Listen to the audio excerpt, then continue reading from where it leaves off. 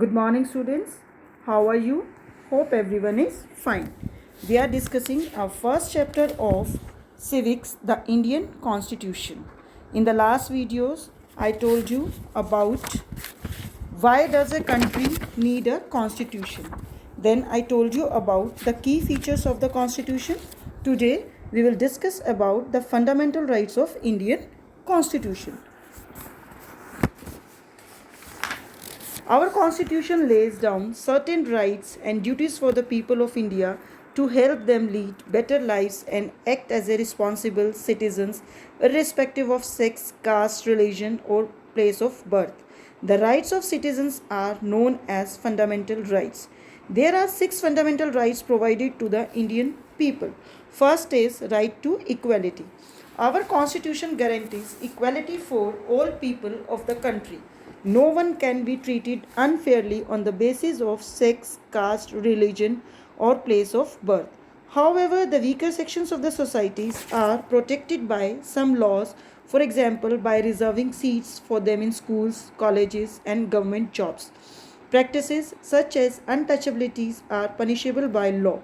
In the earliest days, rulers gave their subject titles which were positions with special rights. This has been since abolished. Second right is our right to freedom. Every citizen in this country has the freedom of speech and is free to express his or her thoughts.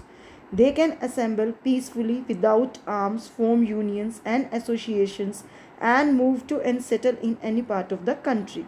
They can practice any trade they want. All children below the age of 6 and 14 are entitled to free and compulsory education. However, all these freedoms come with restrictions. Just because one is free to do anything does not mean that somebody else's freedom should be affected. Third is our right against exploitations.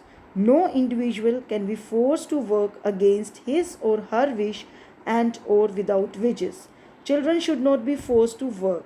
No child below the age of 14 years can be made to work in harmful places such as factory or mines. Fourth is our right to freedom of religion. Every individual in this country is free to choose and practices his or her religion. All religions are treated alike. No one can be forced to practice any religion against his or her wish. Cultural and educational rights. Next is our cultural and educational rights. India is a large country with many states which have their own language and culture.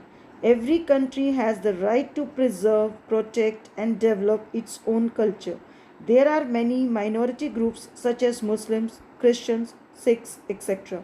Minority groups are those groups which are made up of people who are less than half in number of a larger group.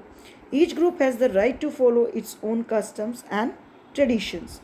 They have the right to set up their own educational institution in any part of India. Our last right is right to constitutional remedies. This allows citizens to move the court if they believe that any of their fundamental rights have been violated by the states. It is also important to keep in mind that fundamental rights can be suspended in times of emergency.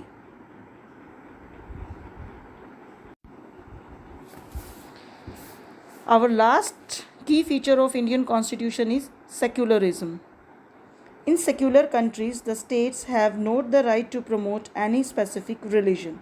The citizens of a secular country can have any religion. Indian Constitution includes secularism, and that is why India is a secular country. So, we can understand the ways in which a country's history often determines the kind of constitution that a country adopts for itself.